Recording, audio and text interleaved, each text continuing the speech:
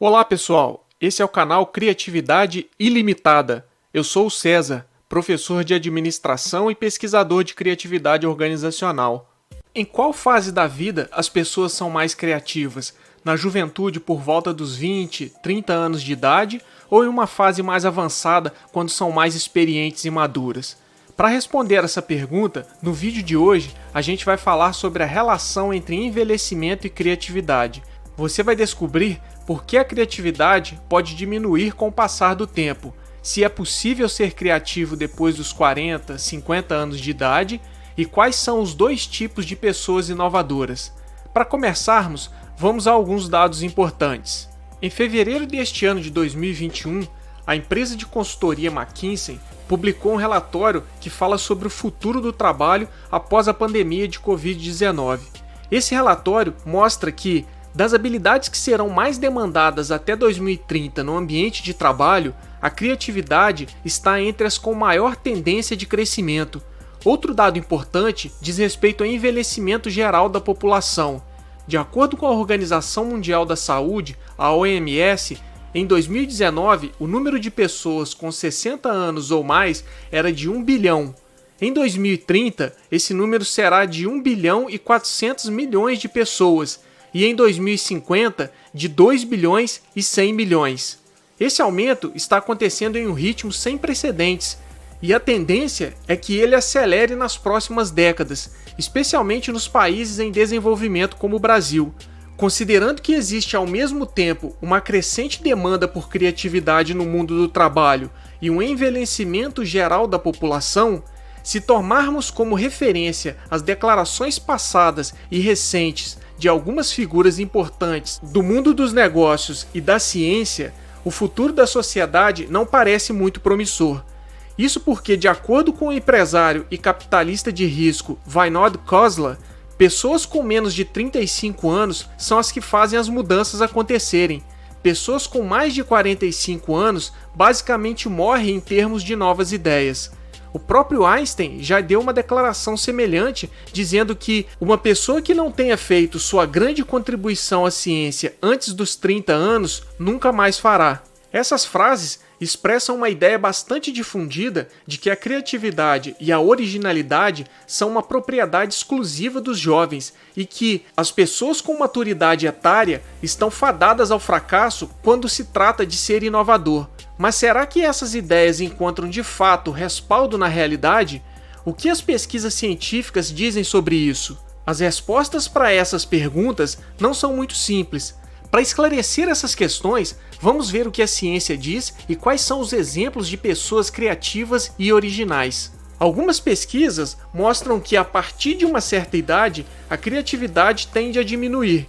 Em um trabalho publicado em 2018 sobre criatividade e o envelhecimento do cérebro, o neurologista Kenneth Heilman e o psicólogo Ira Fischler argumentam que alterações na capacidade criativa podem estar relacionadas com fatores biológicos, fazendo com que seja mais difícil a geração de novas ideias com o passar do tempo.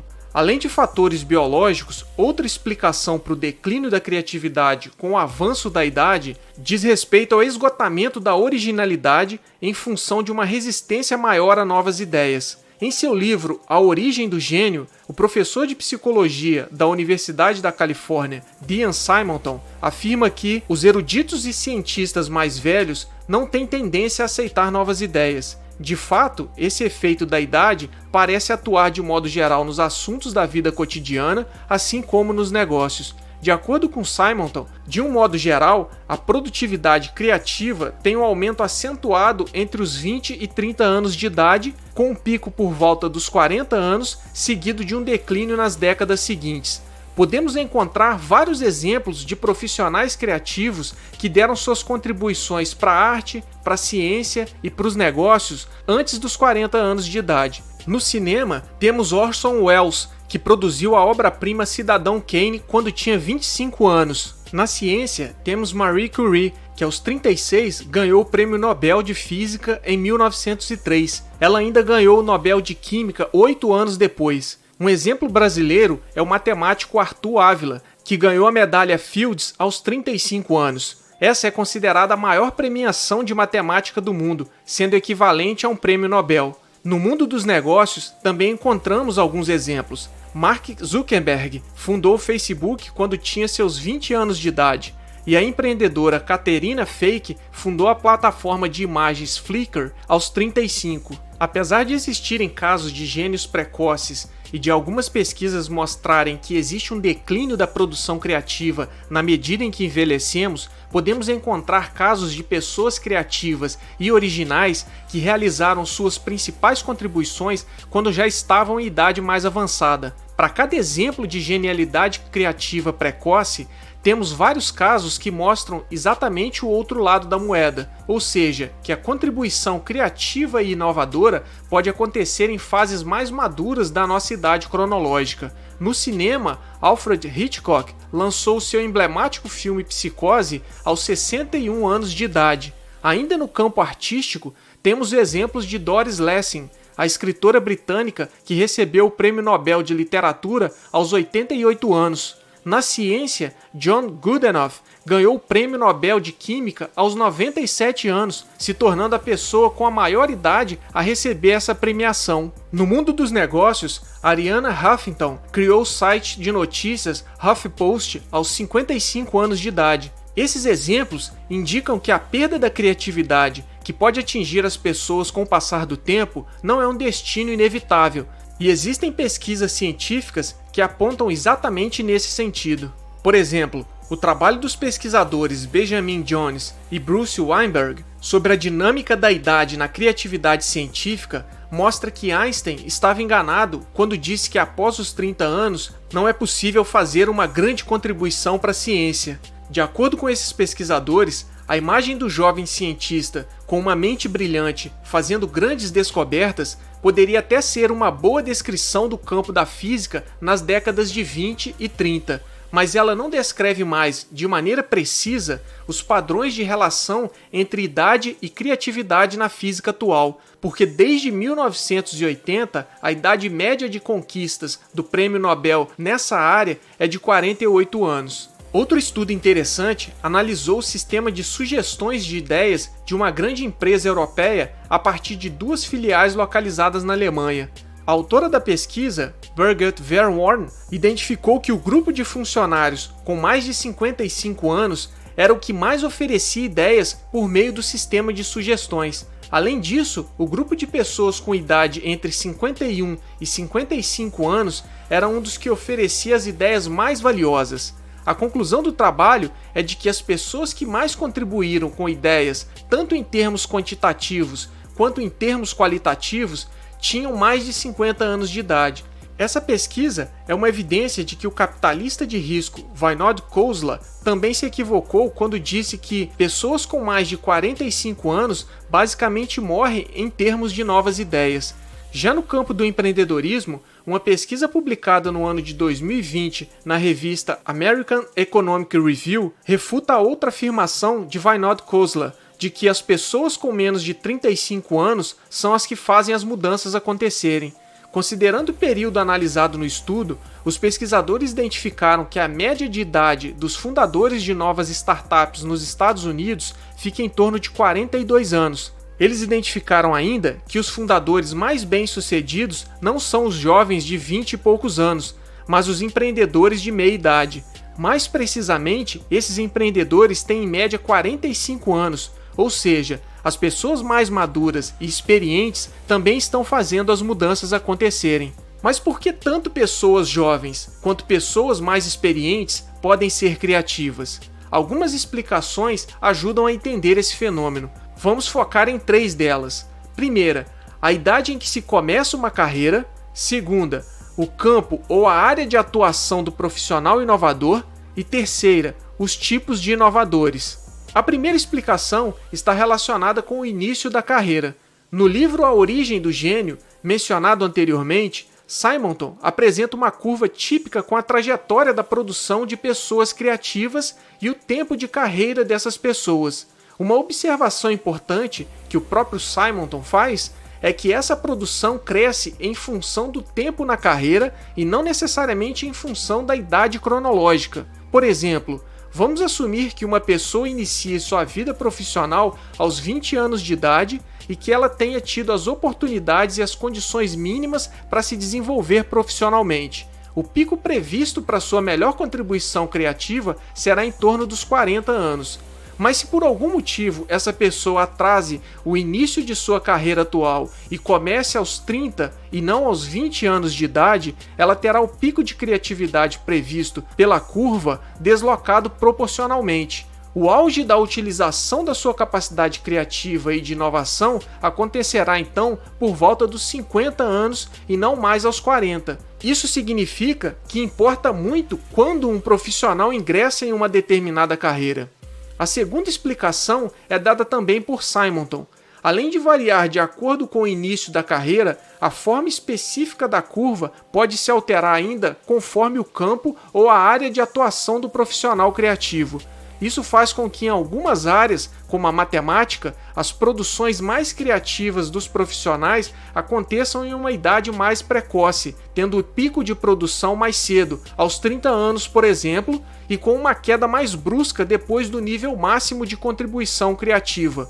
Em outras áreas, como a filosofia, as produções originais ocorrem em uma idade mais avançada, aos 60 anos, por exemplo, com uma subida para o pico acontecendo de forma mais gradual e com a queda subsequente de criatividade sendo menos drástica.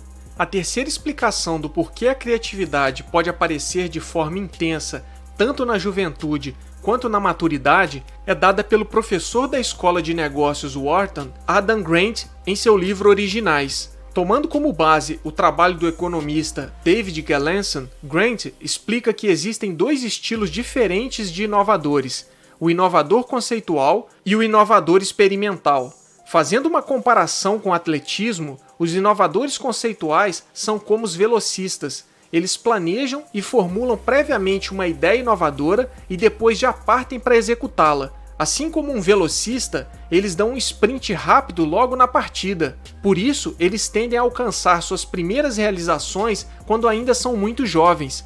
A inovação conceitual pode ser desenvolvida de forma rápida porque não demanda várias décadas de pesquisa e investigação metódica para o acúmulo de um grande volume de informações. Revoluções conceituais podem ser realizadas na juventude porque é mais fácil ter um insight original quando um problema é abordado a partir de uma nova visão.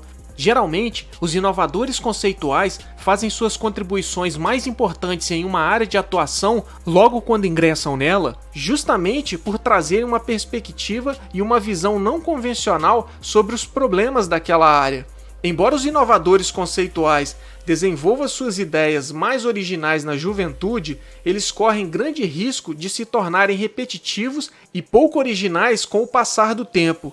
Isso acontece porque eles podem acabar sofrendo daquilo que o professor da Universidade de Rice nos Estados Unidos, Eric Dane, chamou de entrincheiramento cognitivo, que nada mais é do que a criação de padrões fixos de pensamento e o apego a modos convencionais de resolver os problemas em função do acúmulo de experiência e de conhecimento em uma determinada área. Com isso, o inovador conceitual se torna refém do método e da fórmula que deu certo no passado e que lhe permitiu ter um sucesso precoce.